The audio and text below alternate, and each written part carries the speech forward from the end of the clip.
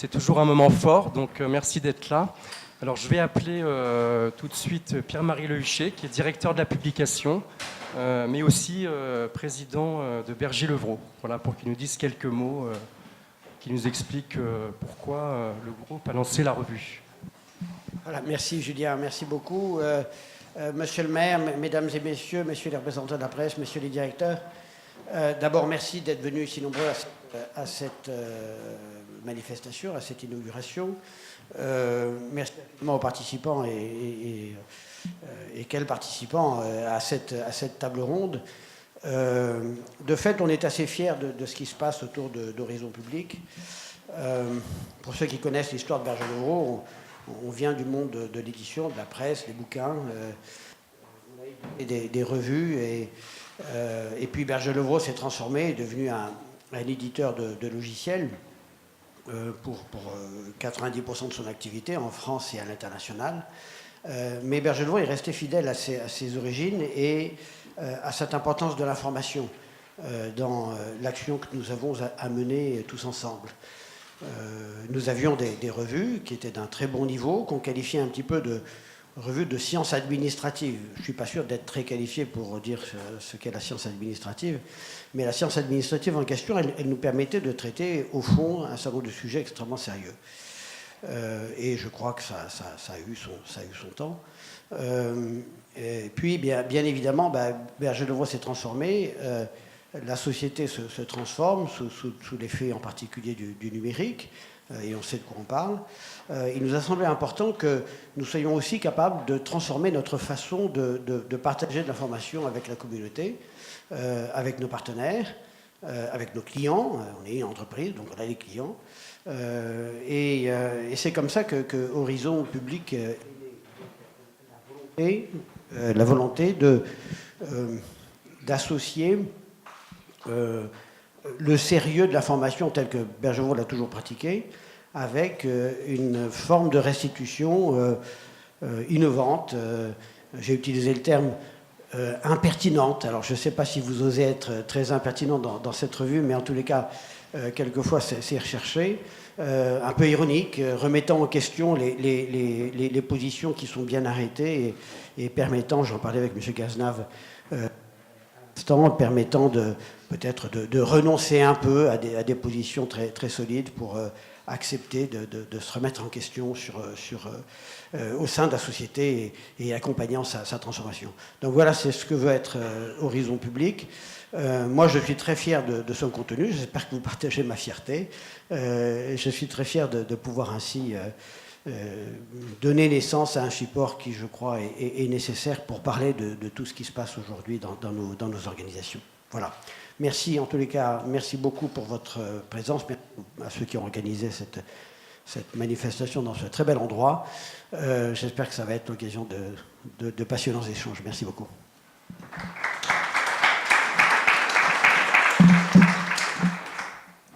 Du coup, je vais en profiter pour dire quelques mots sur la revue. Alors, moi, j'ai pris des notes parce que je suis moins habitué à prendre la parole. Mais du coup, donc, il y a 10 numéros par an. Hein. C'est une revue bimestrielle avec 4 hors-série. Et donc, sur tout ce qui touche aux transformations. Hein. Donc, aussi bien la révolution managériale que la transformation numérique, les nouvelles formes de participation citoyenne. Enfin, tout ce qui touche au cœur d'activité de nos décideurs publics aujourd'hui. Voilà, et donc avec 4 points forts pour cette ligne éditoriale, on a souhaité avoir une approche pluridisciplinaire, donc ne pas traiter que du droit ou des sciences administratives, mais ouvrir la revue aux autres disciplines comme les sciences humaines ou sociales, les technologies, voilà, pour avoir un regard plus ouvert, quoi. Un deuxième point fort qui caractérise la ligne éditoriale, c'est une ouverture sur l'international. Je pense qu'en France, on ne regarde pas suffisamment ce qui se passe à l'étranger, que ce soit en Europe ou ailleurs. Donc on a créé une rubrique dédiée qui s'appelle « Au-delà des frontières » pour aller identifier et publier les bonnes pratiques à l'étranger, quoi. Voilà, un troisième point fort de cette ligne éditoriale, c'est une large place qui est donnée à la prospective. Voilà, on a intitulé notre rubrique Anticipation publique, voilà, parce qu'il nous semble nécessaire aujourd'hui de préparer toutes ces transitions écologiques, numériques, voilà, de manière à ce que les décideurs publics puissent avoir à la fois des retours d'expérience, mais aussi des récits plus prospectifs sur ce que pourra être l'administration de demain, quoi. Donc c'est la rubrique Anticipation publique. Et puis le quatrième point fort qu'on a plaisir à faire au quotidien, c'est mêler à la fois l'approche journalistique et la rigueur des analyses. Donc on a constitué une équipe de journalistes indépendants qui collaborent régulièrement à la revue, de manière à être à l'affût et porter un regard un petit peu plus distancé sur ce que fait l'administration. Et bien sûr, on a renouvelé notre comité d'orientation. Donc on a le plaisir d'avoir parmi nous les membres du comité d'orientation. Donc nous avons Stéphane Vincent, qui est délégué général de la 27e région, qui va intervenir tout de suite. Il y a également Nicolas Cada, qui est professeur de droit à Grenoble.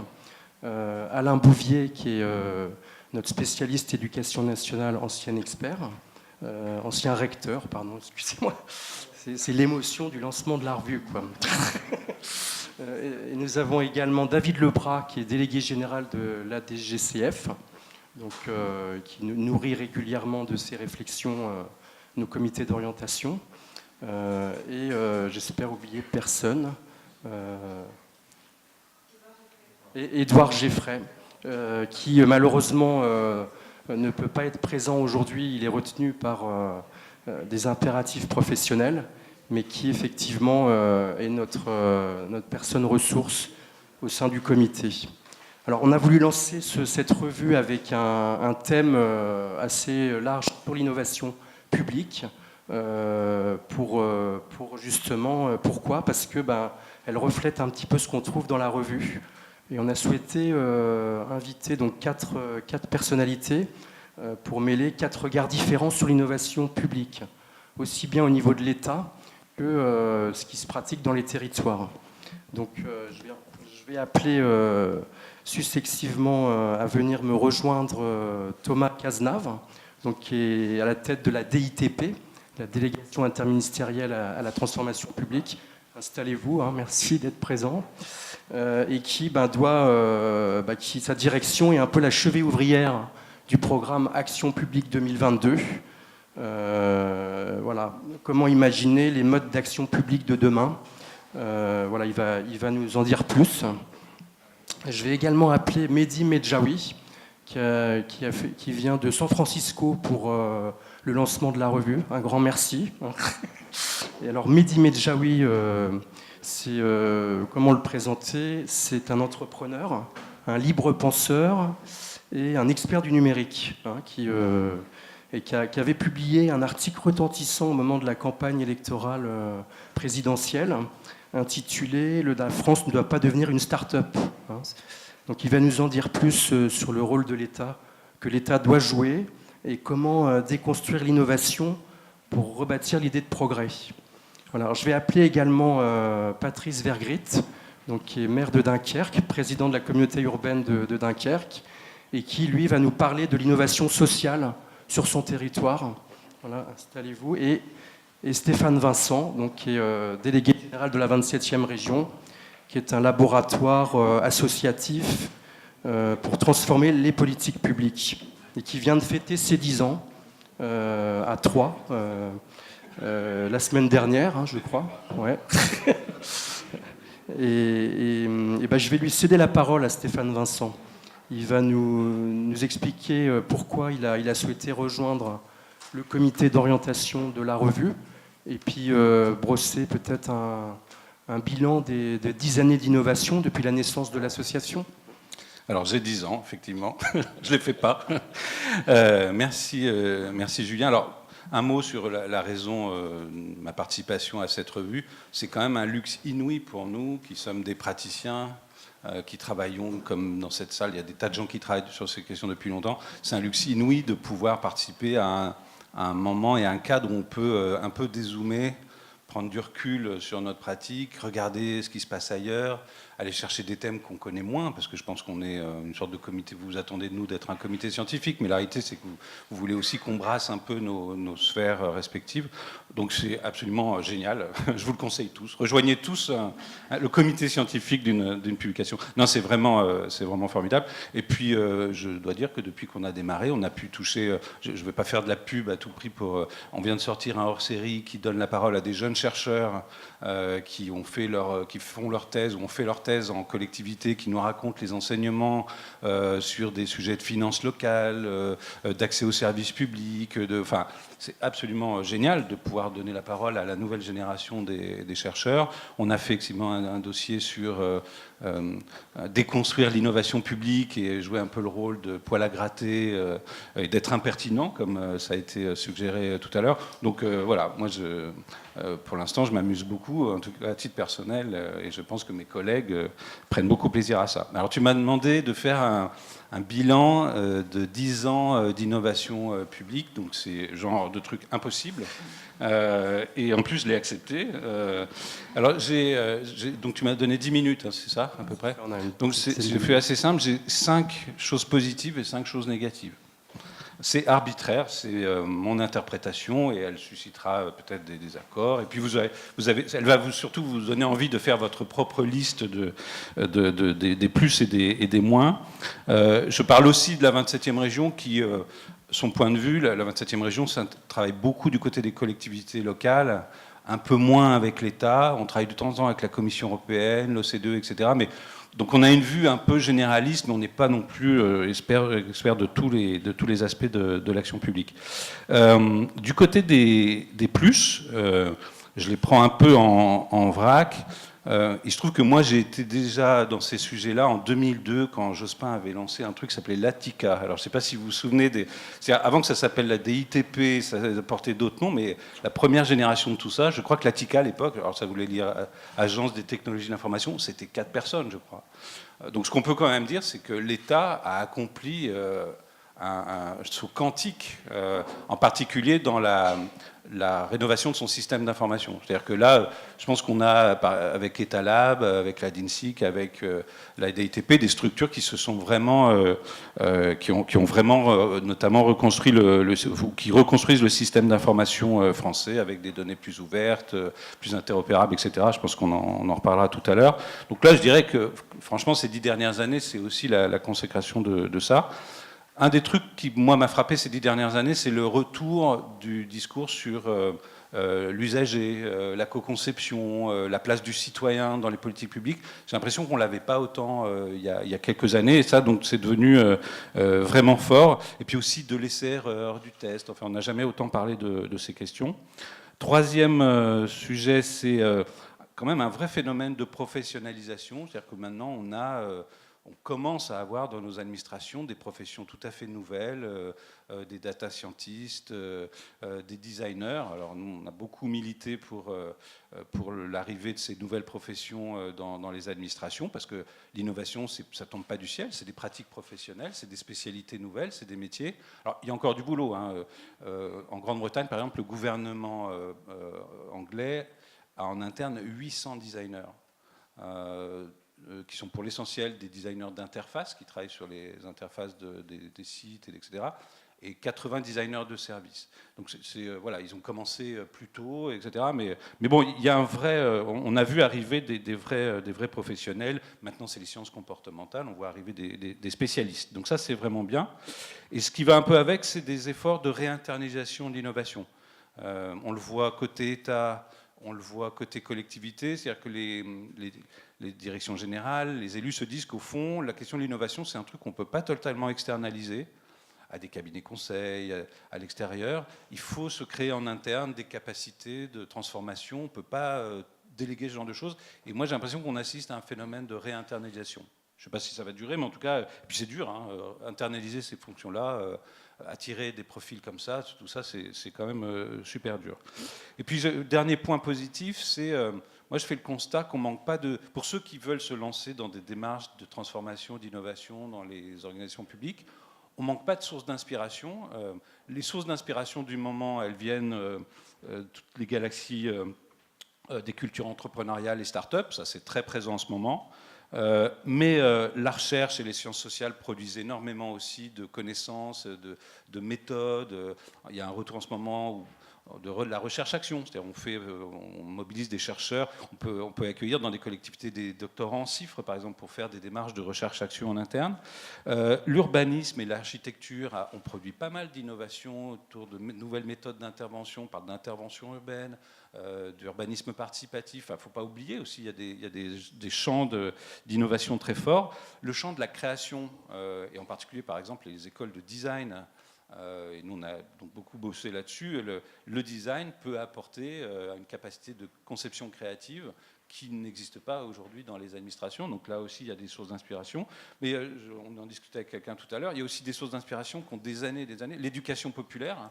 Les méthodes d'éducation populaire peuvent aussi être des sujets d'innovation. Il y a le théâtre forum. Enfin, il y a des galaxies entières. Je dis ça aussi parce qu'on a souvent l'impression que l'innovation, c'est le digital, c'est les startups. Non, il y a plein d'autres galaxies où on peut puiser des façons différentes de travailler avec l'usager, d'innover.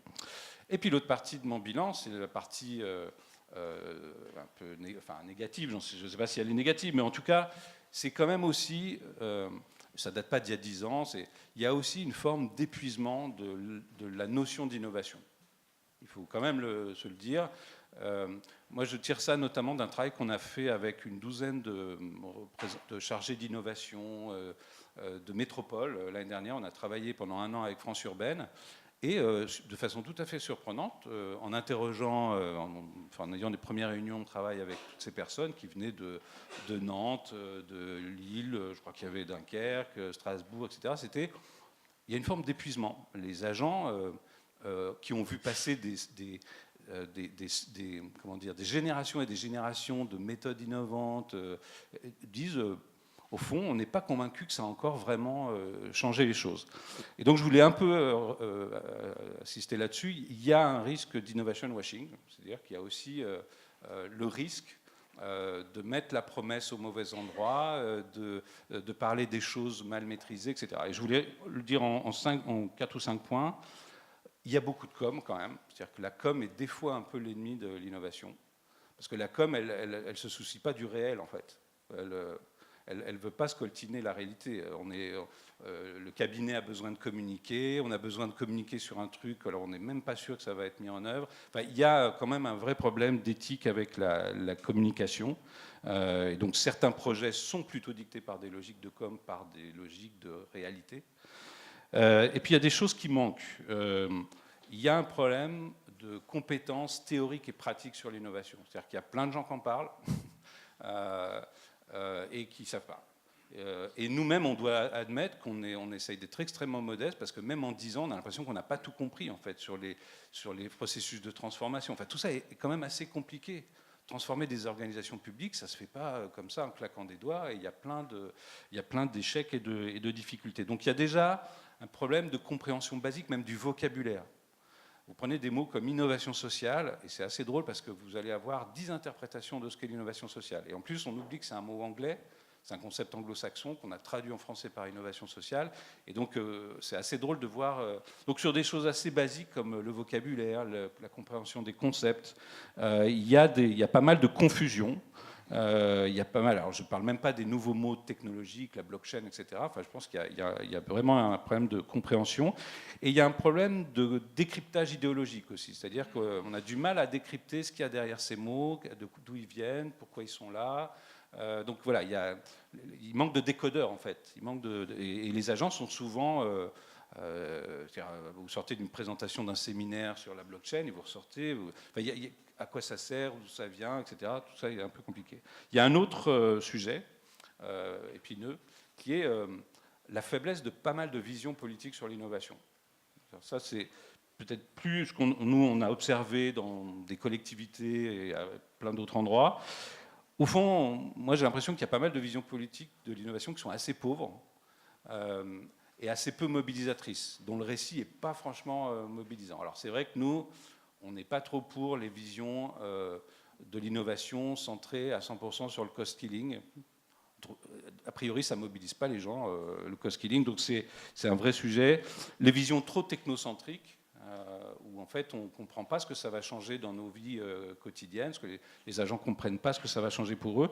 Les visions qui parlent qu'au cadre aussi. C'est-à-dire que très souvent, on a des projets d'innovation qui adressent les membres du CODIR, mais les jardiniers de la ville, les gens au guichet, eux, ils ne voient pas ce que ça va changer, ou alors ils ont l'impression que ça va aggraver les choses pour eux. Donc il y a vraiment un problème de présence des gens dans ces processus d'innovation. Je prends un exemple précis, c'est la Smart City, par exemple, qui est un concept qui s'est un peu dévalué ces derniers temps, parce que le Grand Lyon, par exemple, avait fait un travail de décryptage de la Smart City. On voyait que la Smart City, ça pouvait être un projet uniquement équipementier, c'est-à-dire c'est en fait les opérateurs qui viennent reconstruire la ville, la privatiser, enfin j'accentue un peu, mais, ou alors c'est un projet citoyen, c'est porté par les citoyens, mais on voyait bien qu'il n'y avait pas de...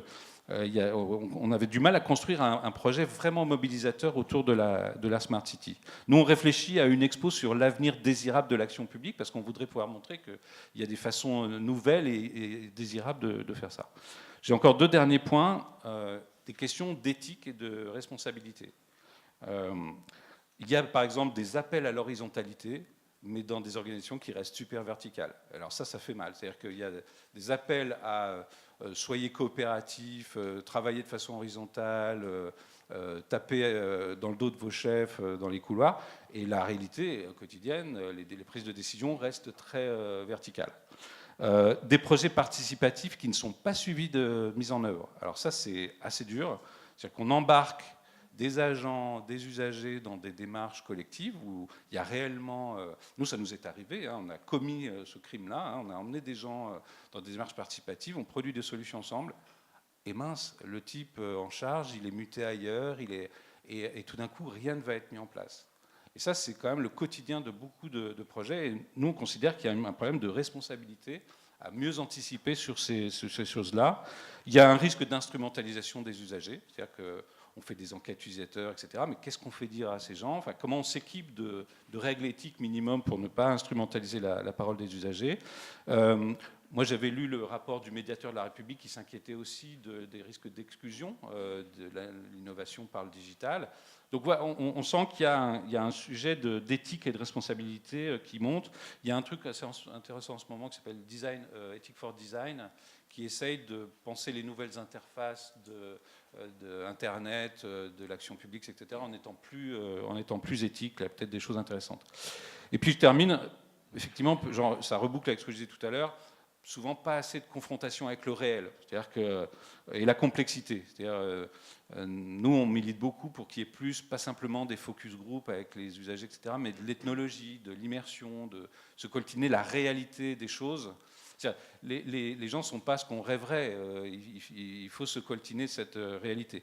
Et je termine, il y a un philosophe politique qui nous a souvent inspiré, qui s'appelle John Dewey, qui est un philosophe du début du siècle, qui disait le rôle de l'État et de l'action publique en général, c'est de transformer la vie des gens, d'avoir des utopies de transformation démocratique, sociale, etc., mais en revanche, de se coltiner le réel. Pour y arriver, il doit se coltiner la réalité des choses, il doit regarder les choses dans leur complexité, il doit toujours chercher à mieux comprendre ce qui se passe vraiment, comment les gens agissent, etc.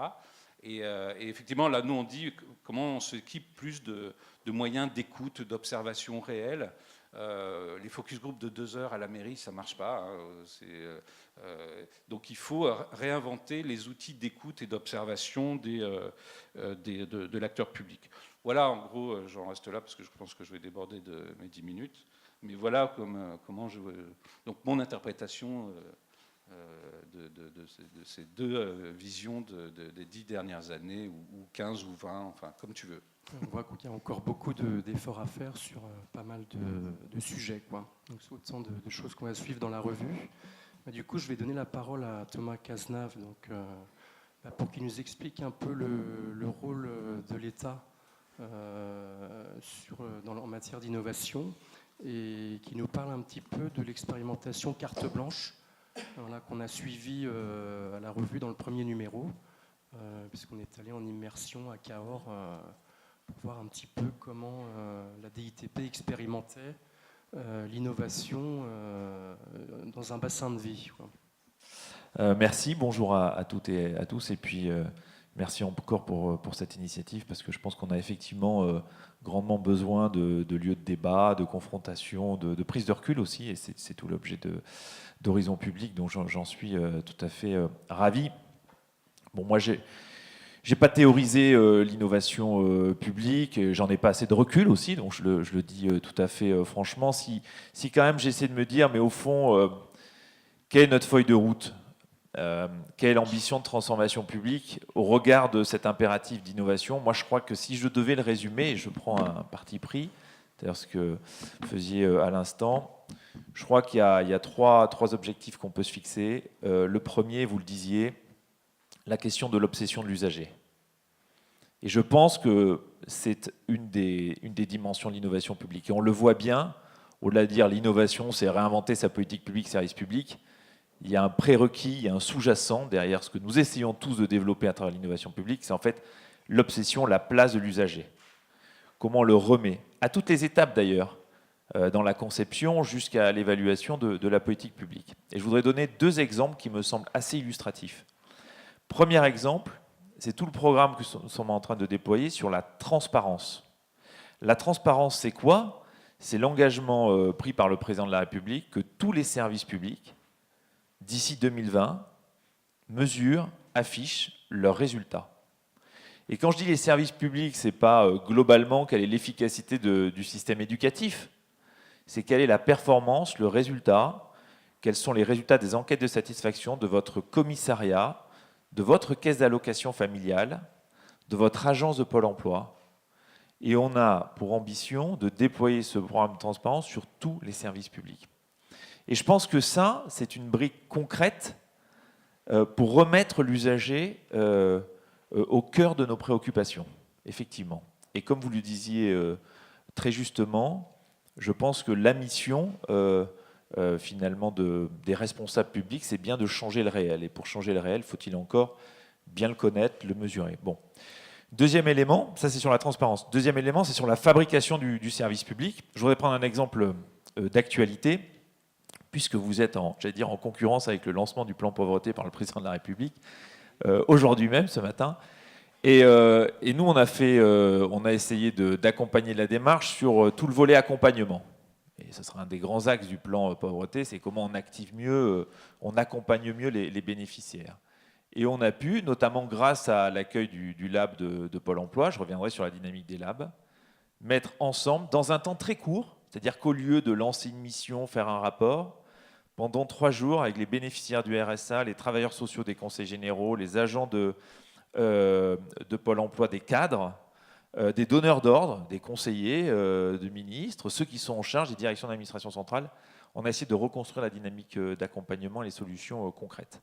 Et je trouve qu'on progresse quand même. Je pense qu'il y a quelques années, on n'aurait pas construit comme ça, j'allais dire, un nouveau programme, une brique d'annonce présidentielle. Donc voilà, autant j'ai pas autant de recul que vous, autant j'ai quand même l'impression, et peut-être que c'est ça, vous disiez, il y a une forme d'épuisement, mais il y a peut-être d'une certaine manière une forme de pari réussi, c'est-à-dire une forme de banalisation de ce qui était un peu des fers de lance de l'innovation publique. Oui, les usagers, on a quand même, et heureusement, tendance à les mettre plus souvent au cœur. Deuxième axe pour moi sur l'innovation publique, c'est la confiance. C'est les agents et les managers de terrain. C'est-à-dire comment on fait le pari, et là on a encore beaucoup de travail devant nous, d'accepter qu'on arrivera à transformer concrètement nos services publics, que si on met celles et ceux qui en ont la charge au quotidien en situation de le transformer et de l'adapter. C'est-à-dire comment vous décorsetez le cadre normatif, le cadre réglementaire, comment vous faites le pari de la confiance en interne, le droit à l'erreur en interne, puisqu'on est en train de mettre en œuvre la loi ESSOC. J'étais d'ailleurs avec les équipes à Dijon hier là-dessus sur le lancement. Et ça, c'est pour moi un énorme terrain de conquête. Retrouver de la liberté, de l'espace d'action, de la marge de manœuvre. Et je pense qu'on a là, en termes de transformation interne, un énorme chantier qui va de la revue de nos administrations centrales à la transformation managériale, à l'allègement du cadre normatif. Et là, pour le coup, je pense qu'on a un énorme chantier. Puis enfin, troisième axe, à mon avis, sur l'innovation publique, c'est effectivement qu'on ait des politiques publiques guidées par les faits, guidées par ce qui marche ou ce qui ne marche pas, guidées par la donnée. Et ça, c'est un sacré enjeu pour nous tous, parce que nos politiques publiques, elles sont en fait, on y reviendra. Je n'ai pas du tout commenté l'accroche, le titre. Je ne me reconnais pas du tout en disant au fond, comment les collectivités locales peuvent imaginer leur modèle d'innovation publique face à l'État. Je pense qu'on ne construit pas face à l'État. Nos politiques publiques, elles sont entremêlées. Les responsabilités, elles sont conjointes. Donc je pense que l'un ne peut pas avancer sans l'autre et c'est une exigence un peu collective. Et donc pour ça, on a besoin aussi de partager des données et de mesurer. Je pense que vous le disiez en disant l'accueil que vous faites à des chercheurs, l'ouverture au monde universitaire pour mesurer et être sûr qu'on fait les choix les plus efficaces. Donc voilà, donc tout ça pour dire que je pense que l'innovation publique, si je devais en donner un programme vu de ma fenêtre, c'est ces 3 axes fondamentaux. Et après, vous y greffez des objets, vous y greffez la science comportementale, vous y greffez le design, de nouvelles techniques, les labs, le soutien à ce type de... Mais au fond, c'est ça la feuille de route, de mon point de vue, qu'il faut arriver à conduire. Et en interne, au sein de la IDITP, vous avez intégré de nouvelles compétences dont parlait Stéphane Vincent, designer, spécialiste du nudge. On a au sein de la délégation interministérielle à la transformation publique une équipe d'innovateurs qui vise à promouvoir d'ailleurs ces approches. On ne peut pas faire à la place d'eux, mais moi je suis assez frappé qu'on ait quand même au sein effectivement des services d'État, chez nous et ailleurs, des designers, des spécialistes du nudge. On vient encore de recruter une universitaire qui nous arrive d'Allemagne pour accompagner tout l'appel à la projet qu'on a lancé autour des sciences comportementales pour transformer, améliorer nos services publics et nos politiques publiques. Donc on s'est renforcé, on fait le pari que c'est là un axe de transformation qui ne repose pas sur la norme, je disais, parce que je pense qu'on souffre d'un cadre trop normatif, et sur les choses qui marchent ou qui ne marchent pas, c'est-à-dire sur les preuves des faits. Et vous disiez, deuxième élément, comment on a accompagné des approches très innovantes comme Cahors. Je le disais, c'est pour ça que ne renvoyons pas dos à dos État et collectivités locales. Cahors, qu'est-ce que c'est ? Le Premier ministre, avec le président du Conseil général, avec le maire du Grand Cahors, il a réuni tous les cadres, enfin une partie des cadres et des agents publics des services publics du territoire. Il leur a dit, je vous donne carte blanche. Construisez le service public dont les usagers du territoire ont besoin. Oubliez vos frontières, oubliez la manière dont vous êtes organisés, y compris les textes. Si vous voulez des dérogations réglementaires, je vous les donnerai. Et alors c'est très marrant parce que parmi les propositions et les expérimentations qu'on lance là maintenant à Cahors, il y en a une qui me frappe, c'est qu'ils ont souhaité, les agents, pour éviter l'errance administrative, la complexité, ils souhaitent partager leurs données, accéder au système d'information les uns des autres et être polyvalents, une partie d'entre eux. Pourquoi ? Parce qu'on se dit que quand je suis à l'accueil du CCAS de la commune, agent à la caisse d'allocation familiale, quand je travaille en sous-préfecture, mais en fait, effectivement, j'ai des usagers qui viennent me voir, qui parfois m'interrogent sur la démarche de mon collègue, parfois me demandent des pièces qui seront redemandées par un autre service public. Et je pense que c'est ça, une des grandes voies de la transformation de l'action publique sur le plan de la territoire de proximité, c'est une plus grande polyvalence et finalement une plus grande convergence. Et ça, ce n'est pas État ou collectivité locale.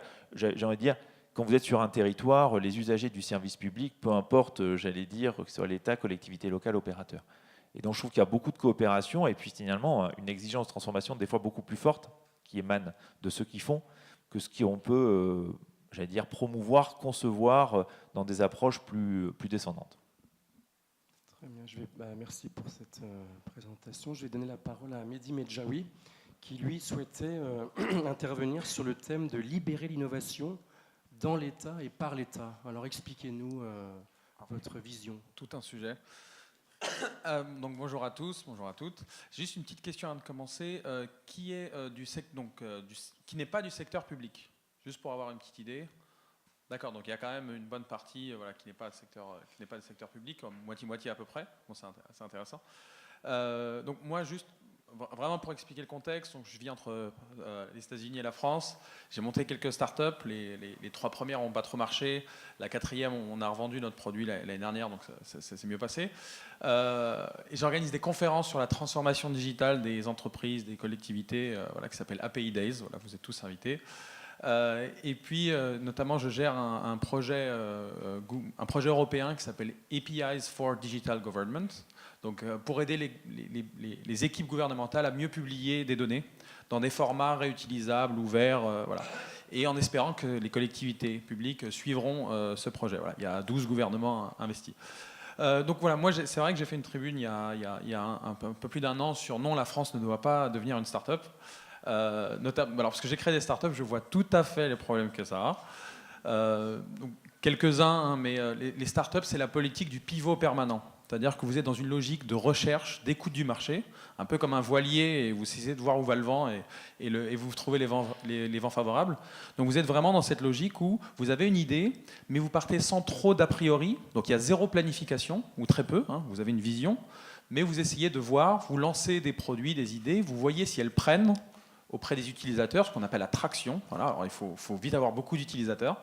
Et ensuite, après, une fois que vous avez quelque chose, avec la donnée justement, vous essayez de l'analyser, vous essayez de comprendre quel est le vrai intérêt des utilisateurs à utiliser votre application ou votre société ou votre produit. Et ensuite, vous allez voir des investisseurs et vous levez des fonds pour essayer d'aller plus loin, voilà, et d'en faire un vrai produit. Voilà. Donc c'est vraiment une logique très, ce qu'on appelle bottom-up, voilà, qui vient d'en bas. Mais il y a la philosophie startup qu'il y a derrière, la philosophie donc, qui a été poussée par deux grands penseurs de la Silicon Valley, notamment Paul Graham et Steve Blank. Mais c'est l'idée que les startups sont des entités en recherche de modèles permanents. Voilà. Et si vous voulez, moi c'est le premier point sur lequel je pense que les collectivités publiques et l'État justement ne doivent pas adopter ce genre de modèle, c'est que, entre guillemets, le modèle derrière, justement, il est décidé par la démocratie, le droit de vote, il est décidé par justement les citoyens et justement le rôle d'une collectivité, c'est aussi d'appliquer ce modèle-là. Voilà. Et c'est pas d'être forcément à l'écoute de tous les vents et de ne pas savoir forcément où l'on va. Je prends juste un exemple.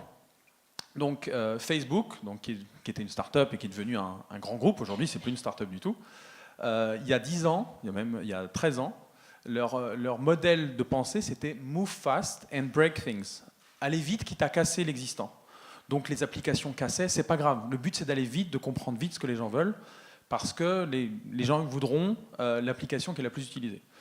Maintenant qu'ils ont 2 milliards d'utilisateurs, ils ont des logiques de service, je ne vais pas dire public, mais en tout cas, ils ont des responsabilités bien plus grandes.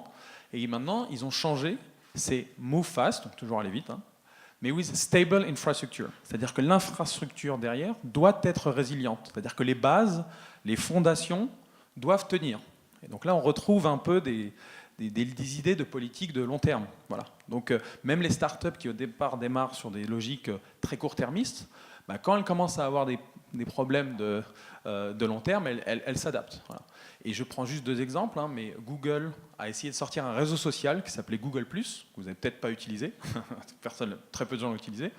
Et ben, il n'était plus capable d'innover comme une start-up, de sortir un produit qui n'était pas complètement fini et d'essayer d'itérer, comme on dit, ou de voir les résultats, bah parce qu'ils étaient attendus. Ils étaient attendus au tournant. Google sort un réseau social, mais tout le monde voulait voir ce que c'était. Donc ils ont eu les problèmes de toute grande entreprise. Ils ont mis 18 mois à développer de leur côté. Voilà, ils ont planifié énormément de choses et quand ils sont sortis, ça ne correspondait pas à ce que forcément ce que les gens voulaient. Donc voilà, donc il y a vraiment ce côté-là. Et dans la philosophie startup, il y a le fail early, fail often, c'est-à-dire rater vite, rater le plus vite possible. Si vous devez rater le plus vite possible. Avec l'argent public, c'est un peu compliqué d'avoir ce genre de modèle. Même si en même temps, l'aspect planification est aussi dangereux. L'aspect planification n'a pas ce retour permanent de la donnée, justement, comme disait Thomas Cazenave, pour savoir où est-ce qu'on en est. Donc il y a vraiment ce juste milieu. Et donc pour résumer, sur cette partie-là, il y a vraiment un écosystème innovant de start-up, d'innovateurs, d'entrepreneurs, voilà, qui écoutent le marché. En haut, il y a des décideurs publics, politiques ou même des entrepreneurs, voilà, mais qui ont une vision et qui planifient un peu l'innovation. Et en fait, l'innovation, pour moi, qui est importante, c'est celle qui est à la rencontre des deux. C'est-à-dire qu'il y a un écosystème innovant qui commence à émerger, et puis il y a des décideurs, publics ou privés, mais en tout cas qui ont du pouvoir, qui sont capables de choisir ces innovations-là pour les faire avancer et les faire évoluer. Donc c'est ce que moi j'appelle le progrès. Et c'est toute la différence entre l'innovation et le progrès. Et moi je pense que le rôle d'un acteur public, entre autres, hein, mais c'est de penser le progrès au-delà de l'innovation, c'est-à-dire de favoriser l'innovation et puis ensuite de décider quelles innovations sont corrélées à l'idée de progrès qu'on s'est fait parce que les gens ont voté pour nous ou parce que c'est notre mandat, entre guillemets. Voilà. C'est Barack Obama qui disait, quand il a rencontré les entrepreneurs, de la Silicon Valley, il avait dit, moi je ne peux pas tout résoudre avec une app ou une application ou un site web, parce que moi j'ai une logique aussi de service public, et la grand-mère de 90 ans dans l'Alabama, elle doit être capable d'accéder à un même niveau de service. Donc voilà, il y a cet aspect-là. Et aujourd'hui, en tout cas de la Silicon Valley, les penseurs du progrès ne sont plus des hommes politiques, c'est certains entrepreneurs qui veulent nous faire transcender, nous faire vivre 150 ans, 200 ans, qui veulent nous faire aller sur Mars. Bon, c'est leur vision. Mais en tout cas, aujourd'hui, il y a vraiment cette compétition de vision du progrès entre des acteurs privés et des acteurs publics. Voilà. Donc ça, c'est le premier point que je voulais dire. Donc, les startups, l'idéologie startup sur le management de projet, le tester, apprendre, itérer, ça, c'est extrêmement utile, et il faut que l'action publique revienne sur ces sujets-là. Mais l'aspect vision, l'aspect progrès est la différence. Comparé à une start-up qui va là où le marché lui a dit quoi. Voilà. Et qui n'a pas logique à servir tout le monde. Elle n'a pas logique à servir tout le monde forcément au départ. Je regarde juste le prochain point que je voulais partager. Donc oui, c'est dans l'article justement qui est dans Horizon Public, c'est ce que j'appelle penser l'État ou les collectivités comme des infrastructures plutôt que comme des plateformes. Alors c'est un grand débat dans la recherche, qu'est-ce qu'une plateforme ? Moi je le résume en disant qu'une plateforme, elle permet aux gens de se rencontrer, ou elle permet aux gens de créer de la valeur, mais la plateforme capture de la valeur, je suis désolé des anglicismes, c'est l'effet Jean-Claude Van Damme, mais la plateforme capture de la valeur là, au moment où elle est créée. Certaines plateformes prennent 30% de ce que vous générez quand vous louez votre appartement, quand vous louez votre voiture. Elle capture la valeur au moment où elle est générée, alors qu'une infrastructure, c'est le même prix pour tout le monde, vous payez exactement le même prix, le péage, que vous ayez une grosse voiture, une petite voiture, voilà, c'est la même idée. Et donc cette logique d'infrastructure, c'est ce que je démontre dans l'article, mais c'est selon moi la logique d'une collectivité ou d'un État qui récupérera sur des externalités positives plus tard. Je prends l'exemple de l'iPhone. Donc l'iPhone, c'est Apple qui l'a inventé. Et je dis pas que, parce que la quasi-totalité des technologies d'un iPhone, c'est l'État américain qui les a inventées. Le GPS, c'est l'armée américaine. Internet, c'est l'armée américaine. Internet, c'est l'armée américaine. Et le web, c'est le CERN, qui est un laboratoire public européen, on va dire. C'est toute la technologie des batteries, toutes les technologies des semi-conducteurs qui permettent la microélectronique, c'est des commandes publiques dans les années 60. C'est des recherches publiques avec des brevets mis dans le domaine public. Le multitouch, vous savez, quand on peut toucher avec les doigts, c'est des chercheurs publics américains qui ont revendu leurs brevets. Donc cette logique-là, ces technologies qui font l'infrastructure d'innovation des 10, 20, 30, 40 prochaines années, aujourd'hui, selon moi, il n'y a qu'un acteur public qui a cette logique d'innovation sur le long terme et qui est capable d'investir sur ces sujets-là. Aujourd'hui, investir pour avoir des résultats dans 20, 30 ou 40 ans, quand la majorité des managers, quand les startups vivent en moyenne 3-4 ans, et quand les grands groupes, un dirigeant de grand groupe reste en moyenne 4-5 ans à la tête d'une société, c'est compliqué. Voilà. Donc, par contre, qui mieux qu'un État ou une collectivité peut penser le long terme. Voilà. Donc c'est aussi un aspect important du sujet. Il y a un dernier point sur l'aspect infrastructure, c'est que ça permet aussi de réduire le coût d'accès à l'innovation. Si je dois dépenser, je prends les télécoms, si je dois dépenser 1 milliard d'euros pour avoir une licence de télécom et mettre des antennes sur tout le territoire pour devenir un opérateur télécom, c'est extrêmement compliqué, ça crée obligatoirement un oligopole d'acteurs. Et donc ça ne favorise pas le consommateur, l'usager ou le citoyen qui est derrière. Si une collectivité prend en charge l'infrastructure, prend en charge cet investissement de long terme, et par contre permet à des entrepreneurs d'y accéder à un prix réduit, donc on paye juste l'usage, mais on ne paye pas le capital, on n'a pas besoin du capital pour innover, et ben ça permet une certaine égalité des chances dans l'entrepreneuriat, et donc à l'innovation. L'exemple que je prends, c'est le web. Donc le web, Internet et le web, c'est une infrastructure où tous les ordinateurs sont une partie du réseau. Donc tout le monde fait partie de l'infrastructure. Et c'est ce qui permet, en payant 30 € par mois, en France, aux USA c'est 100, voilà.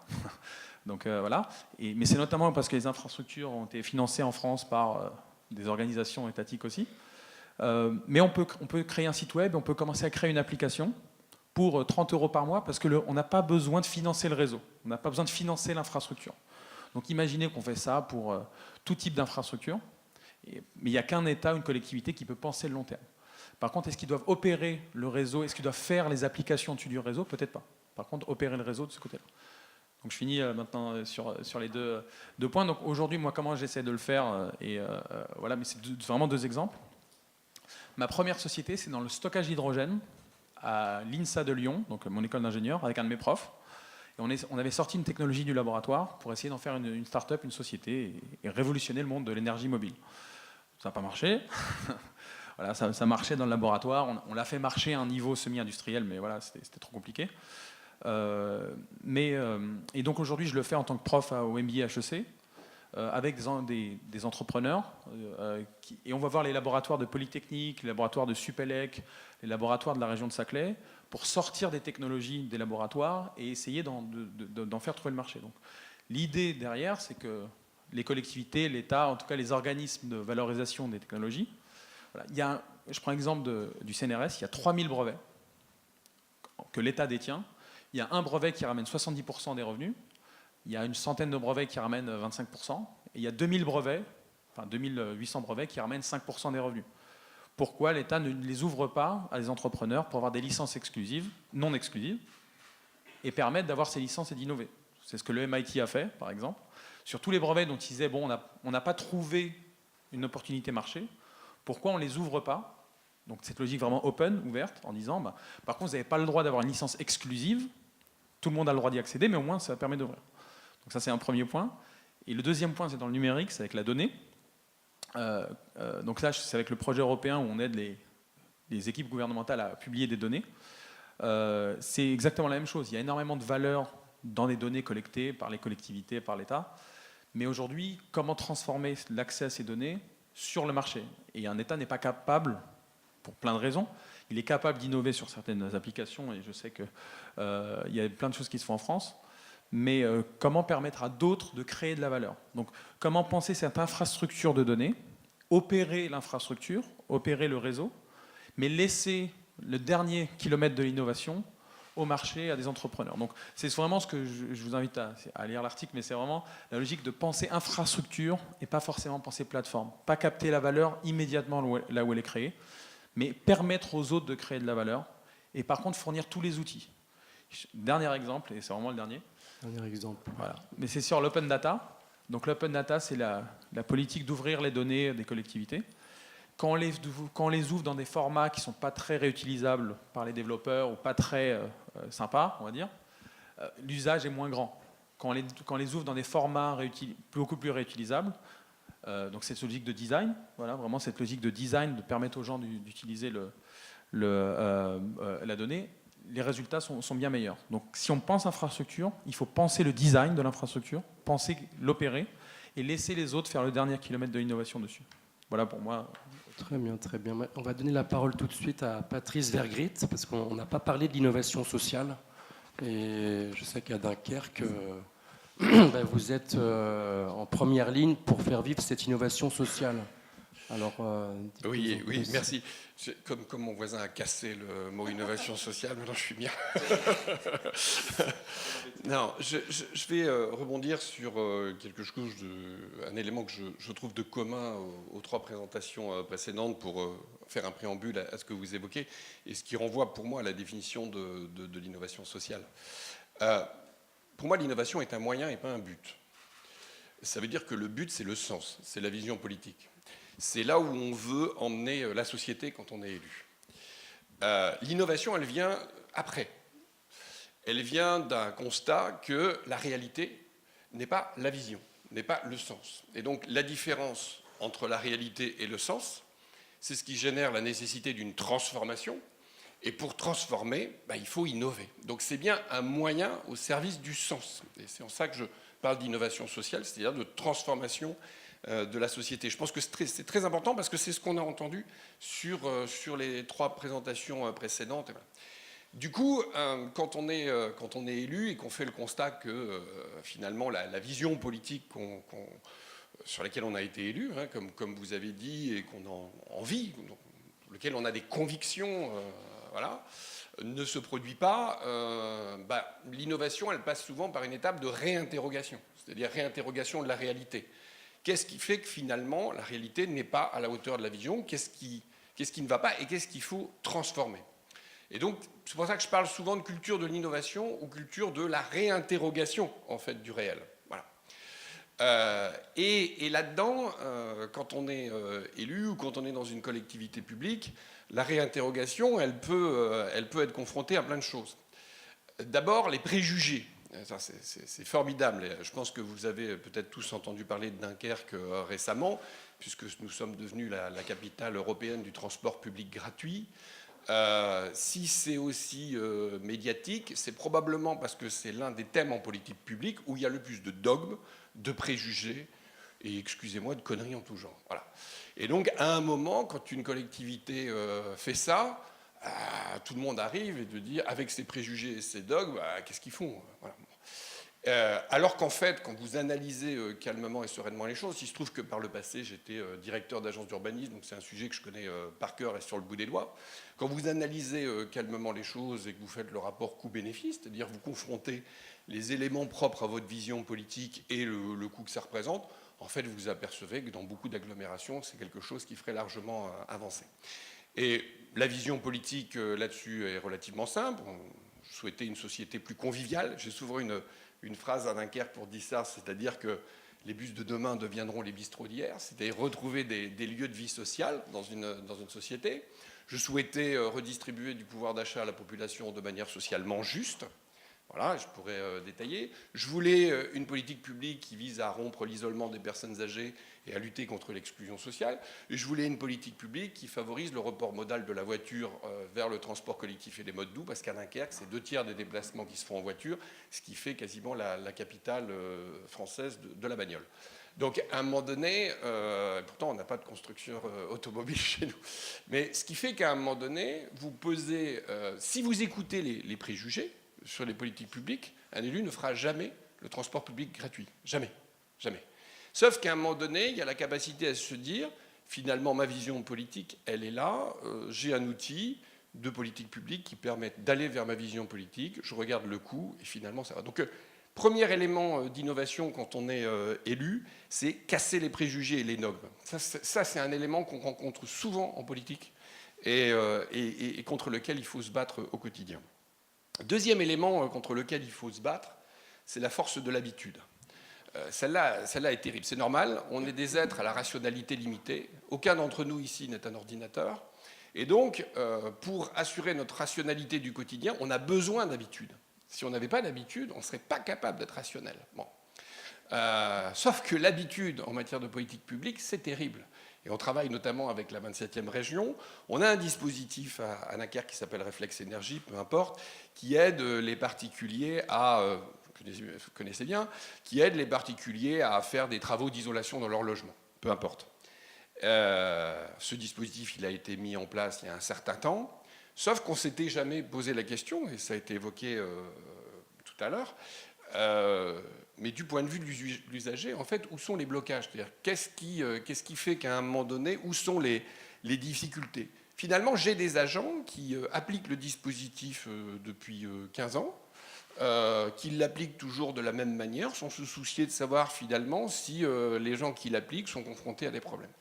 Et c'est ce que vous avez évoqué tout à l'heure. On a fait un travail, donc en lien avec la 27e région, sur ce travail d'immersion, aller à la rencontre du point de vue de l'usager, et du coup réinterroger nos propres pratiques professionnelles à l'intérieur de la collectivité. Et c'est d'ailleurs étonnant parce que les agents se sont aperçus que finalement, là où était le problème, c'est pas du tout là où on l'attendait. C'est par exemple dans le choix de l'entreprise, où là, il y a le plus de difficultés, et c'était là qui était l'élément bloquant.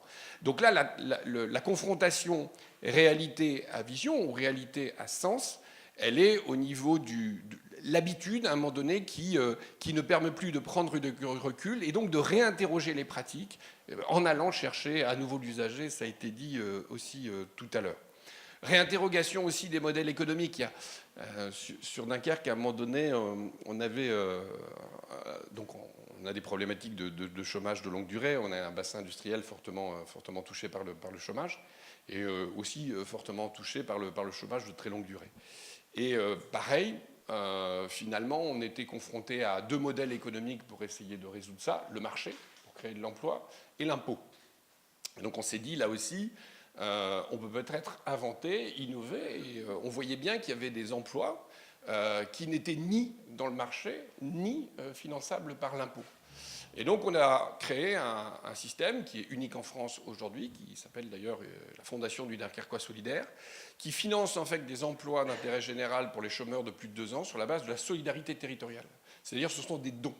Les Dunkerquois font des dons, donc ils reçoivent 2 tiers d'exonération fiscale, et ces dons alimentent l'emploi. C'est la première fois en France qu'on finance des emplois sur la base de la solidarité locale. C'est-à-dire je paye un emploi, non pas parce que je suis contraint de le faire par l'impôt, et donc après tous les dispositifs du service public de l'emploi, non pas parce que j'ai un intérêt dans le marché, mais parce que ça m'intéresse que mon voisin d'en face, il ait un emploi qui en plus va être utile dans mon quotidien.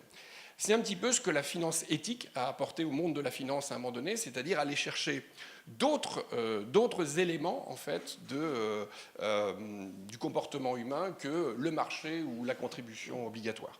Je ne vais pas détailler l'ensemble des éléments qu'à Dunkerque, à chaque fois on a voulu apporter et transformer, ce serait long et fastidieux, mais vous comprenez à chaque fois la logique. Bien entendu, on a souhaité aussi avoir une large action en matière de démocratie locale et d'éducation populaire, ça a été évoqué tout à l'heure. C'est un enjeu essentiel que de diffuser la culture de l'innovation à l'intérieur de la population. Je veux dire, on n'y arrive pas s'il n'y a pas de co-construction. Tout à l'heure, tu évoquais le point de vue de l'usager. Si à un moment donné, il n'y a pas une révision complète des processus de démocratie locale et d'éducation populaire, on n'y arrive pas. Et pour ça, il faut des outils. Et on s'appuie beaucoup, chez nous, c'est sur les agences d'urbanisme. Et d'ailleurs, Dunkerque accueillera du 7 au 9 novembre tout un colloque sur la problématique justement de l'innovation. Permettez-moi de conclure juste sur plutôt une réflexion politique. Tout ce que je vous ai dit suppose quand même une vision un peu particulière de ce qu'est un élu. En clair, ça peut être ni House of Cards, ni le cumul des mandats dans le temps, c'est-à-dire ni Chaban-Delmas. Voilà. Pourquoi ? Parce que des élus, vous en avez de toutes sortes. C'est aussi divers que la population française, que les cultures territoriales, voilà. Et vous pouvez, en tant que citoyen, d'ailleurs, préférer voter pour quelqu'un qui viendra boire un coup avec vous tous les jours, plutôt que pour quelqu'un qui va développer votre territoire. C'est humain. D'ailleurs, je pense que vous le faites. Ici, c'est divers. Certains d'entre vous préfèrent voir l'élu tous les matins plutôt que d'avoir un développeur. Et donc les élus sont aussi divers que la population. Voilà, vous avez des élus pour qui le fondement de l'action politique, c'est d'aller boire un coup tous les matins. Mais la population attend ça, c'est important, ça s'appelle la proximité, ça s'appelle la convivialité, et une partie de la population attend ça. Sauf que tout ce que je vous ai dit ne fonctionne qu'avec une vision politique.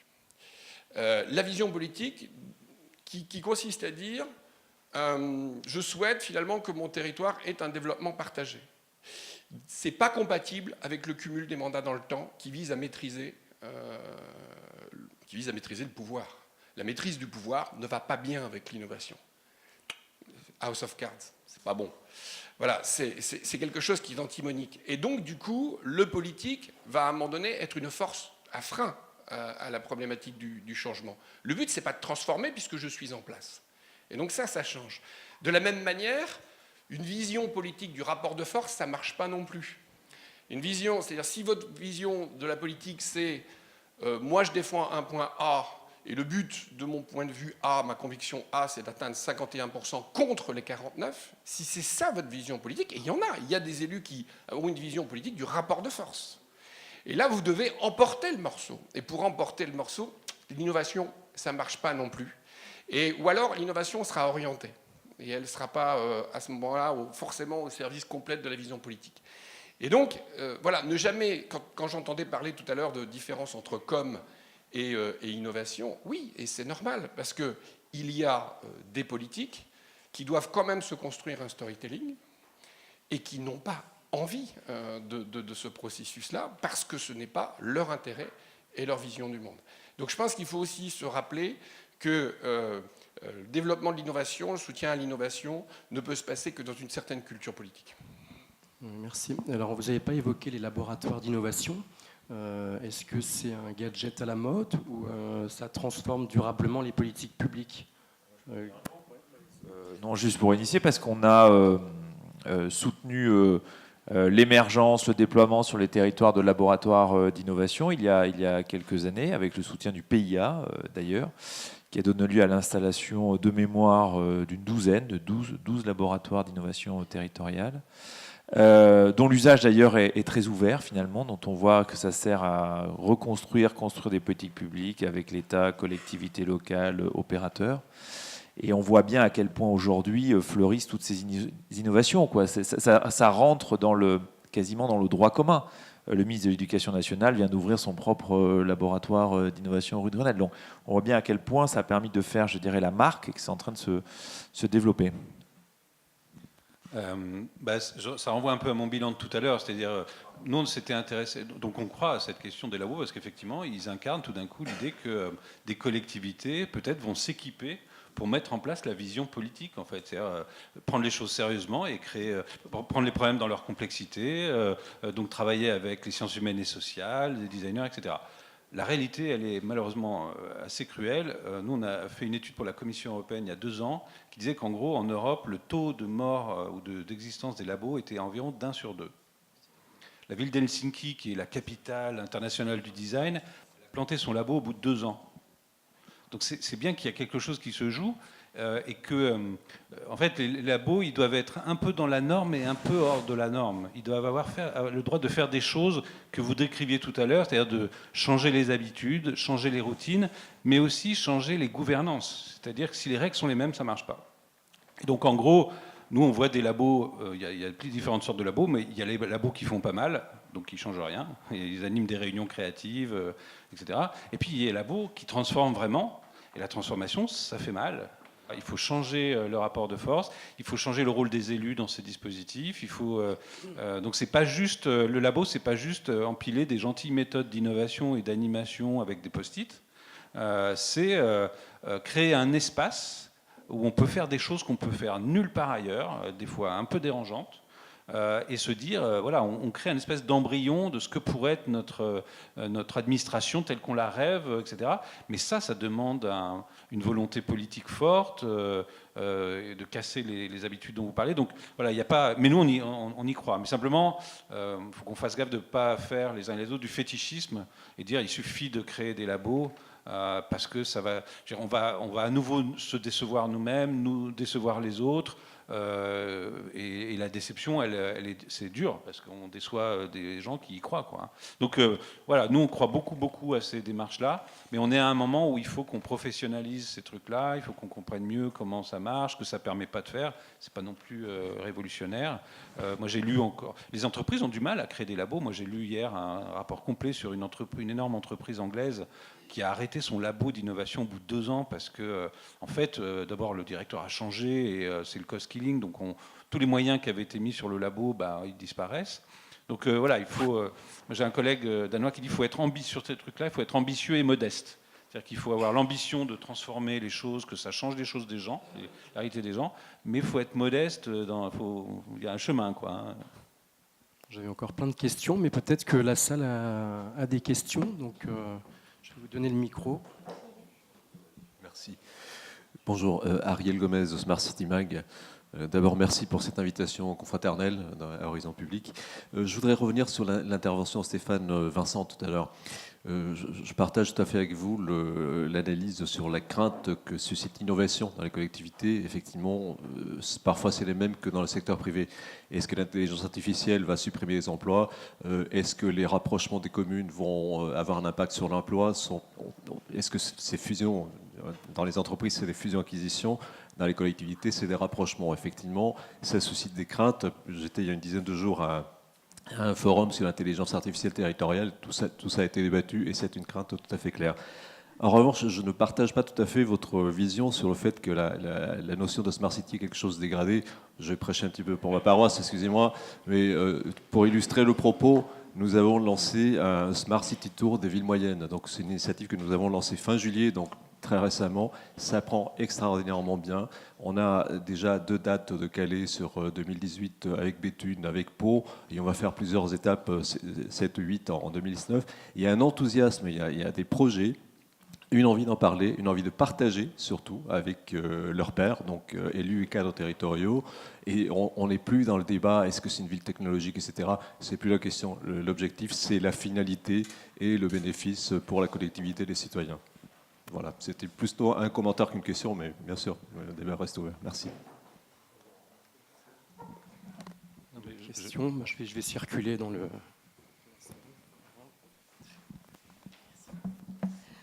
Bonjour, je suis Jordana Harris, je suis en charge du programme 1000 doctorants pour les territoires, qui facilite donc l'embauche de doctorants dans des collectivités territoriales, permettant donc une innovation de l'intérieur, puisque ces jeunes chercheurs passent 3 ans dans la collectivité, donc ils font un état des lieux, c'est bien le comprendre de la revue Horizon Public, qui permettent d'innover et puis d'agir localement.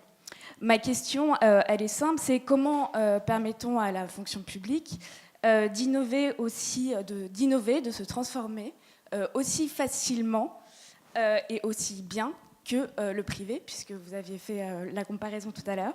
Je vais donner un exemple très simple. Notre programme s'appuie sur la cifre. Voilà. Notre programme s'appuie sur la cifre. Une subvention étatique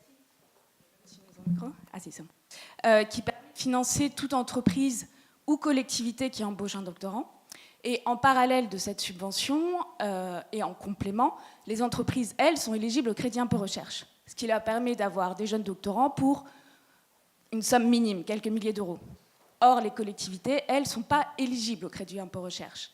Du coup, ma question reste la même. Comment on permet au public d'innover aussi bien que le privé ? Alors, qui veut répondre, là ? Moi, je peux me lancer. Je pense qu'il y a plusieurs sujets. Bon, d'abord, vous le savez très bien, c'est pas aussi typé que ça. Je crois qu'on a des grandes entreprises, grands corporates qui se débattent dans des problèmes de transformation interne aussi compliqués que nous parfois. Donc, néanmoins, moi, je regarde avec attention ce qui se passe dans des grandes organisations. Et il y a un sujet autour de notre organisation interne qui me frappe dans le secteur public, c'est-à-dire y compris l'État, que j'observe de plus près, que je connais peut-être d'un peu plus près, à quel point ces organisations n'ont pas bougé. Ces organisations, ces administrations centrales, l'organisation des administrations centrales, sa structuration hiérarchique, ses modes de travail, son travail par la note, par l'écrit, les environnements de travail. Je vous invite à regarder l'organisation de travail dans les ministères, par exemple, qui n'a pas beaucoup bougé. C'est un euphémisme. Et donc, je suis persuadé que ces leviers-là, qui ne renvoient pas systématiquement au débat statut de la fonction publique, privée, où sont les agilités, on pourrait en parler, mais il y a des choses extrêmement, simples, qui relèvent purement de notre organisation interne, qui doivent être entreprise et qu'on a commencé à regarder parce on ouvre le chantier de refonte de nos administrations centrales. Je pense qu'il y a une exigence très forte fixée par le président de la République, le Premier ministre, autour de la déconcentration, la marge de manœuvre, portant le même constat que nous, qu'il faut absolument qu'on déverrouille nos organisations et qui redonne de l'air. Donc moi, je pense que notre levier, si vous voulez, qu'est-ce qui permettra au public d'innover aussi bien que celles et ceux qui le font dans le privé, parce qu'encore une fois, je pense que c'est pour moi beaucoup dans l'organisation et les environnements de travail, les espaces. Je pense qu'aujourd'hui encore, je le redis, on est incapable de bien coopérer dans le public, entre directions d'administration centrale, entre État et collectivités locales, si on ne réinvente pas non plus nos lieux. C'est pour ça que moi, je pense que c'est très sérieux, les labs. Et au-delà du lab, au-delà du mot, c'est-à-dire est-ce qu'on a des espaces où les gens travaillent ensemble pendant quelques semaines, quelques mois, et qui ne règlent pas leurs problèmes en réunion interservices ou réunion interministérielle à coup d'arbitrage, de bleu et de notes. Et on ira beaucoup plus vite si on a transformé nos modes de travail. Pardon, c'est un angle de... Non, juste pour répondre de manière très factuelle, pour la collectivité que nous sommes, par exemple sur le transport public gratuit, on avait fait le constat qu'il n'y avait quasiment eu aucune recherche sur le thème en France, ce qui est fou, hein, quand vous regardez les thèmes de recherche. Et donc, du coup, comme on voulait élever le débat, dès 2014, en fait, on s'est adossé à un laboratoire de recherche. On ne le fait pas à l'intérieur de la communauté urbaine, on le fait à l'intérieur de notre agence d'urbanisme. On s'appuie toujours sur des organismes extérieurs pour travailler avec les doctorants ou avec la recherche. Juste pour à la fois reboucler sur la question des labs, sur la question des infrastructures, etc. Dire, au fond, moi j'adhère à la question des labs, mais peut-être qu'il faut déjà qu'on réfléchisse à l'étape d'après. Peut-être que les labs portent aussi le risque de remettre... s'ils travaillent isolément les uns des autres, on disait que l'administration travaille en silo, mais là c'est l'innovation qui va travailler en silo. C'est-à-dire que tous ces endroits qui font laboratoire ne coopèrent pas. Quand est-ce que les laboratoires des collectivités vont parler avec les laboratoires de l'État? Quand est-ce que les laboratoires de recherche humaine et sociale travailleront avec les laboratoires de l'open data? On a un grand problème quand même de coopération à tous les étages. C'est-à-dire que c'est extrêmement dur de construire de la coopération, évidemment entre État et collectivités, mais peut-être que justement les labos qui sont présentés comme des endroits un peu à part pourraient être les avant-postes de cette coopération. Si c'est compliqué de discuter entre tel et tel exécutif, dans ce cas-là, mettons en avant, ce sont les labos qui vont faire ce boulot défricheur de coopération. Mais vraiment aujourd'hui, on a quand même l'impression qu'il est, et c'est pas qu'en France, nous on regarde ça, on a un collègue canadien qui prêche pour créer une infrastructure de R&D publique et sociale. Il dit, le problème c'est que les États n'investissent pas dans une R&D collective. On a pourtant des chercheurs, au fond, on a une partie des solutions à tous les problèmes que nous connaissons, mais tout ça n'est pas en réseau, tout ça n'est pas partagé, tout ça ne fait pas l'objet d'une infrastructure permanente, parce que ça prend du temps. Et c'est vrai qu'aujourd'hui, il y a un risque que l'innovation, ça soit d'abord un business, d'abord quelque chose un peu en silo, et pas un vaste univers de coopération entre les chercheurs dont on parlait tout à l'heure, les agences, les praticiens en interne. Enfin, il me semble que, et si l'acteur public ne le fait pas, qui va le faire? Qui va le faire? Il y a véritablement... Donc moi, je rebondirais bien sur l'idée d'infrastructure et de dire, créons l'infrastructure de la recherche et développement dont l'acteur public a besoin pour résoudre ses politiques sociales, ses politiques d'aménagement. Au fond, il y a toute l'intelligence qui est là. Mais aujourd'hui, on est aussi dans le contexte de compétition entre les territoires, entre les institutions. Il faut chacun sauve sa peau, etc. Et c'est très très dur. Moi, je suis un associatif qui croit d'abord en la coopération. Moi, je pense que la coopération, ça coûte moins cher, ça marche mieux, ça fait des gens heureux. Et donc, comment on crée un vaste espace de coopération? Et comment chacun n'innove pas pour soi-même, pour sa structure. Voilà, il y a un problème, un obstacle. Mais peut-être que c'est comme ça qu'il faut qu'on pense les labos demain, c'est-à-dire un vaste collectif de ces labos. Et pour répondre à la question, juste sur les TESIFRE, pourquoi les collectivités ne sont pas dedans? Moi, je ne comprends pas non plus. Pourquoi pas voilà, donc vous avez une voix, on peut faire pression auprès du législateur pour ça.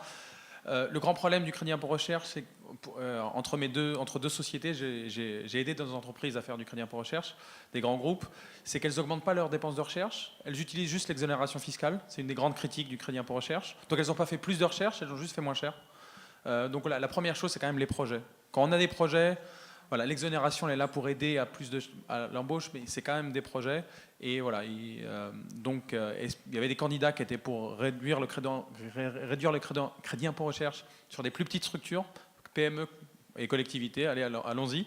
Voilà, mais en tout cas, les grands groupes, beaucoup n'ont pas pris le crédit impôt recherche comme une opportunité d'embaucher plus de chercheurs, mais juste de la payer moins cher, la recherche existante. Il y avait une question de Pierre-Marie Lehuichier. Oui, une question pour monsieur le maire de Dunkerque. Je ne sais pas si la gratuité des transports publics est une innovation. Je suppose néanmoins qu'elle a dû plaire à vos citoyens. Est-ce que les citoyens de Dunkerque, mais peut-être d'autres villes, sont favorables aux innovations? Mais j'ai envie de dire oui et non. Comme tout le monde, comme chacun d'entre nous, c'est ce que j'évoquais tout à l'heure avec la rationalité limitée, il y a la force des habitudes. Quand un élu arrive et dit qu'il va changer les choses, généralement c'est un mot d'ordre, c'est-à-dire il faut le dire sinon on n'est pas élu. Voilà. Mais au moment où on change les choses, on brise les habitudes et cette période elle est extrêmement difficile. Je peux vous raconter une anecdote. On a fait 18 mois de travaux pour mettre en place le transport public gratuit et le nouveau réseau. Pendant 18 mois, je me suis pris sur la tête, voilà, parce que je touchais à un moment donné, il y avait 5 minutes de déplacement en voiture supplémentaire sur l'année. Parce qu'effectivement, il est normal, la population n'aime pas le changement d'habitude. Il y a une aversion, c'est normal, c'est notre rationalité qui est comme ça. Voilà. Si demain je veux changer votre salle de bain, vous n'allez pas être content quand vous allez arriver dedans. Où elle est ma brosse à dents? On est humain. Donc, sauf que on est humain et on sait aussi penser la suite. Et donc, c'est très ambivalent, c'est très ambigu. Il y a à la fois l'aversion au changement et la volonté de changement en même temps. Et si l'élu, quelque part, a une utilité, c'est justement de cette capacité à porter ça. Quand on parlait tout à l'heure, la capacité à dépasser le court terme pour arriver à une logique de long terme, c'est ça. Je veux dire, moi, j'ai répondu à chaque demande. Voilà. Donc, est-ce que les citoyens veulent le changement? Oui et non. Voilà. Et ensuite, est-ce que ça a plu aux citoyens? Est-ce que c'est innovant? Juste quand même là-dessus. Oui, c'est innovant. Oui, c'est innovant. C'est innovant à partir du moment où vous allez contre des préjugés. Je vais pas citer, mais il y a un grand média français, il y a 1 an, avait sorti à l'occasion du transport public gratuit à Niort, un truc sur la gratuité des transports. Quand vous l'écoutez, la gratuité a tous les mots. Il n'y a que des conneries. Que des conneries. Je veux dire, c'est l'urbaniste que je suis, quand il a vu ça, c'est conneries sur conneries. Pourtant, grand média français. Pourquoi c'est une innovation? Parce que la lecture dominante, c'est il ne fallait pas le faire, ceux qui le font sont des démagos. Et donc, pour oser y aller à un moment donné, oui, c'est innovant. Et ce qui est innovant en plus, c'est de pouvoir passer de quelque chose qui est fondé sur l'analyse d'un préjugé à une analyse coût-bénéfice rationnelle. Elle est là l'innovation. L'innovation, elle est dans le dépassement du préjugé. Donc c'est en ça que je disais que ça correspond à une innovation sociale. Je pense qu'on va prendre 2 dernières questions. Alors il y a Jean Dumonteil, journaliste. Voilà, et heureux contributeur à Horizon Public. On nous a appelés à être impertinents. Alors justement, il y a deux remarques. Peut-être d'abord une petite remarque par rapport aux doctorants.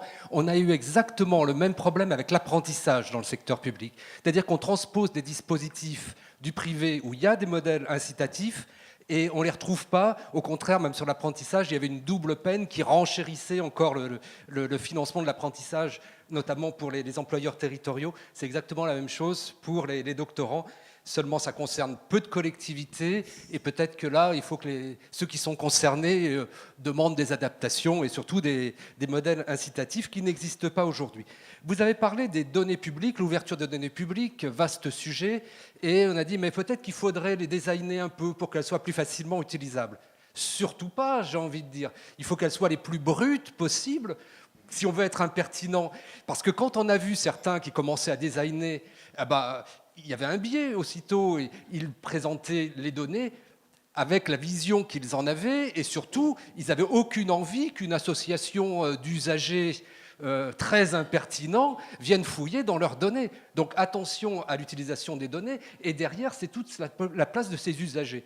Monsieur le maire de Dunkerque, vous évoquiez le débat sur la gratuité.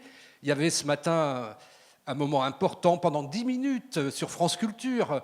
Donc la parole donnée aux usagers. Qui représente les usagers? Là, en l'occurrence, c'était le président d'une fédération nationale d'usagers qui était l'ancien délégué de l'Union des transports publics et donc qui donnait exactement le discours qui était celui des opérateurs de transport public aujourd'hui dans ses nouvelles fonctions. Même chose, pour avoir animé des débats avec des parents d'élèves, on se rend compte que souvent, ceux qui sont motivés pour se faire élire chez les parents d'élèves, ça va être des enseignants. Donc on a des biais comme ça, mais surtout ma question c'était sur les données publiques brutes ou déjà traitées, et à ce moment-là, avec tous les risques que ça comporte. Alors, je n'ai pas utilisé le mot traité, je n'ai jamais dit le mot traité, justement. J'ai dit le format réutilisable, ou ce qu'on appelle aussi machine readable, qui soit lisible par une machine, c'est-à-dire qu'on peut faire lire par des programmes et donc pour les traiter de la manière dont on le souhaite. Mais je prends juste un exemple, c'est juste une logique d'accès. La même donnée, je peux vous la donner sous un fichier exemple PDF, voilà, que vous devez télécharger, que vous devez lire, que vous devez recopier. Je peux vous la donner sous un format plus... Voilà. Moi, j'ai vraiment parlé de format, je n'ai pas parlé de traitement des données. Et dans le cadre du projet européen que je mène, justement, on fait la distinction entre la donnée brute. Donc, on propose dans ce process que les gouvernements publient la donnée en disant celle-là, elle est brute. On l'a récoltée, le nombre d'arbres le nombre de platanes sur les routes, voilà, il est là et sur quelle route. Et par contre, ils doivent déclarer si ces données a déjà été traitées. Avec un premier traitement, ils doivent déclarer la dépendance des fichiers. Donc voilà. Donc je suis entièrement d'accord avec vous, parce qu'après, il y a tous les biais, c'est ce que j'appelle la datacratie. C'est comment après on peut avoir des biais dans l'utilisation des données. Il y a un livre magnifique qui s'appelle Weapons of Math Destruction, mais maths comme mathématiques et pas maths comme en maths, quoi. Armes de destruction massive, donc voilà, et qui montre exactement ça. Et le meilleur exemple que j'ai, c'est UPS. Donc vous connaissez la société de livraison. Ils voulaient être gouvernés par la donnée, voilà. Gouvernés par la donnée et pas être aidés par la donnée. Donc voilà. Et à un moment, ils se sont rendus compte que le nombre d'accidents des chauffeurs était très grand. En fait, ils font tellement de livraisons qu'ils ne mettent pas la ceinture. Ils ne mettent pas la ceinture et aux USA, il n'y a même pas de porte. La porte du chauffeur, il n'y en a même pas, parce qu'ils ont tellement d'allers-retours à faire pour déposer les colis. Donc ils ont voulu mettre des capteurs connectés dans les ceintures pour savoir si les chauffeurs mettaient les ceintures. Parce que les actionnaires voulaient diminuer ce nombre d'accidents qui coûtaient de l'argent. Un an après, les résultats, 97% des chauffeurs mettent la ceinture tout le temps, le nombre d'accidents ne change pas. Le nombre d'accidents ne change pas. Ils embauchent des consultants, Ernst & Young, KPMG, à 2 000 € la journée, pour essayer de comprendre. Donc, voilà. Et ils s'asseyent à côté des chauffeurs, voilà, et ils font des tournées avec eux. En fait, ce qui se passait, il y en a certains qui l'ont compris, c'est que les chauffeurs, ils étaient pilotés par la donnée, ils étaient mesurés par la donnée. Alors, ils mettaient la ceinture, puis ils s'asseyaient dessus, voilà, et ils continuaient parce qu'ils ne supportaient pas, enfin, comment dire, le fait de la mettre. Donc, être piloté par la donnée, ça crée des problèmes également. Mais juste pour revenir avec vous, il faut que la donnée elle soit brute, mais la manière de la consommer soit réutilisable. Sinon, vous mettez une friction qui est trop grande et les gens vont préférer aller innover ailleurs. Voilà. Juste un mot pour compléter ma réponse et en illustration. Finalement, la question de l'aversion au changement se règle par le sens. C'est ce que vous avez dit. Finalement, dans l'exemple que vous donnez, piloté par la donnée, il n'y a pas de sens.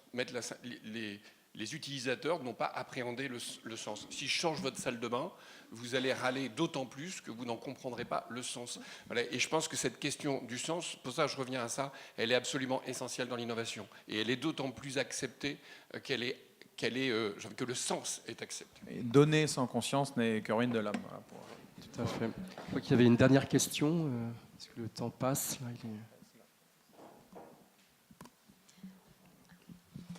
Donc moi, je m'appelle Justine Martinet, j'intègre là en ce moment le ministère de l'économie et des finances à Bercy, donc, dont on entend beaucoup parler. En fait, j'avais une question concernant les laboratoires d'innovation, on y revient, parce que je suis passée par l'un d'entre eux à Lyon, qui est le laboratoire Archipel, qui travaille donc à la préfecture de région Auvergne-Rhône-Alpes. Et l'une des questions, c'est que du coup, moi, j'ai accompagné beaucoup de projets avec eux. Et comment on capitalise et on communique aussi là-dessus, parce que faire c'est bien, faire savoir c'est mieux. On parlait tout à l'heure innovation, communication, bon, il peut y avoir des points négatifs, des biais, mais n'empêche, même au sein de l'administration, on a du mal à les faire connaître, à faire savoir, faire connaître ses actions.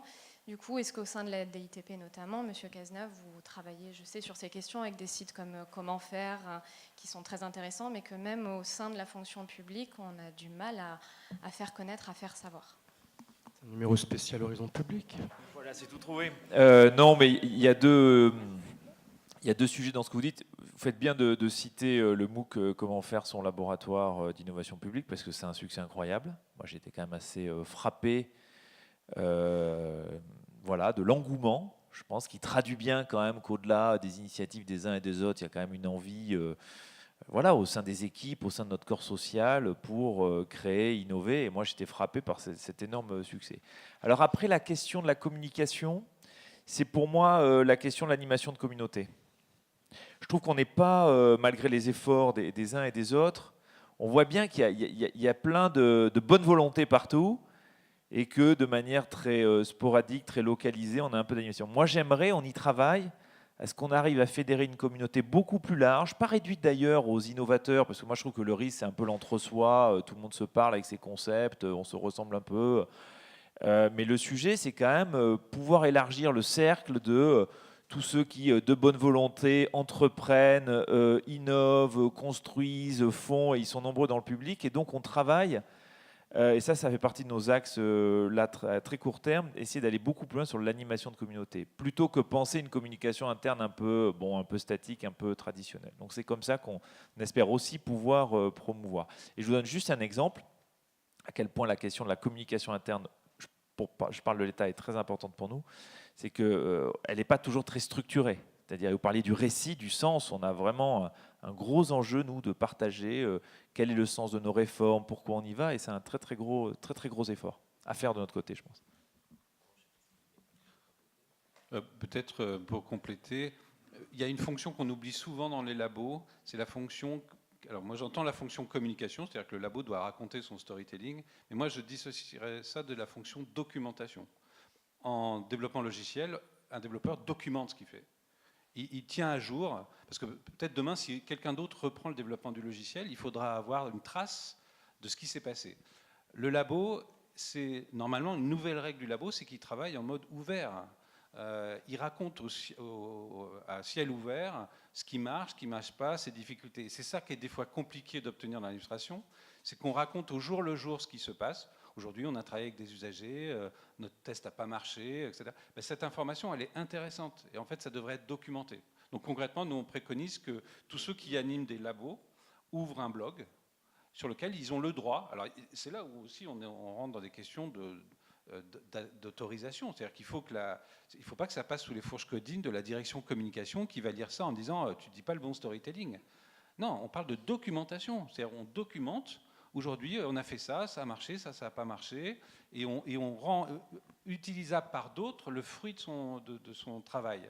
Mais donc on ne raconte pas que la photo finish, on ne raconte pas que ce qui a marché, on raconte le processus. Donc ça, c'est plutôt créer la fonction documentation et obtenir le droit de le faire. Et souvent, ça se fait en négociant dur avec la DIRCOM ou alors en passant outre et en ayant peur de se faire taper sur les droits. Mais pour nous, c'est la fonction documentation du labo. Écoutez, je vous propose de continuer de manière plus informelle parce que certains des intervenants doivent nous quitter. Donc, les membres du comité d'orientation sont également présents. Et j'avais oublié de citer Stéphane Cordobès aussi, qui est responsable de la prospective au CGET. Voilà. Et merci à vous et longue vie à Horizon Public.